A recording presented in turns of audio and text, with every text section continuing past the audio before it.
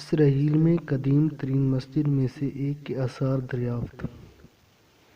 مسجد کو 635 عیسوی میں حضرت ابوبکر صدیق رضی اللہ تعالیٰ عنہ کے دور خلافت میں تعمیر کیا گیا۔ یہ ماہرین کا دعویٰ ہے۔ السلام علیکم دوستو، آپ دیکھ رہے ہیں سچ انفارمیشن۔ دوستو، ویڈیو کی جانب جانے سے پہلے ایک چھوٹی سی ریکویسٹ، ہمارے چینل کو سبسکرائب کریں اور ساتھ بیل آئیکن کے بٹن کو کلک کر دیں۔ دوستو، حالیہ دنوں میں اسرائیلی ماہرین نے دنیا کی قدیم ترین مساجد میں سے ایک کے آثار دریافت کر لیے۔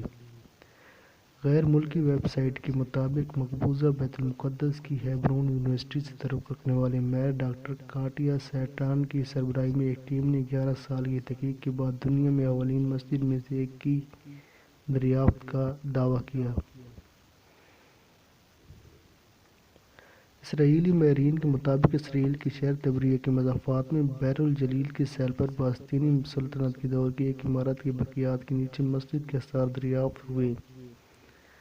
اس جگہ پر پہلی کھدائی 1950 میں کی گئی، اس وقت یہاں ستون پر مشتمل ایک ڈھانچہ دریافت ہوا جس کی شناخت فلسطینی وقت کے بازار کے طور پر کی گئی۔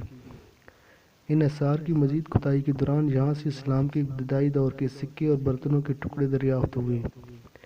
ماہرین کے مطابق 635 میں خلیفہ اول حضرت ابوبکر صدیق رضی اللہ تعالیٰ عنہ کے دور میں تبریہ کو فتح کرنے کے بعد یہ مسجد بنوائی تھی، یعنی کہ حضرت ابوبکر صدیق رضی اللہ تعالیٰ عنہ نے یہاں پر کفار سے مارکہ رائی کی اور وہاں پر پہلی مسجد تعمیر کروائی۔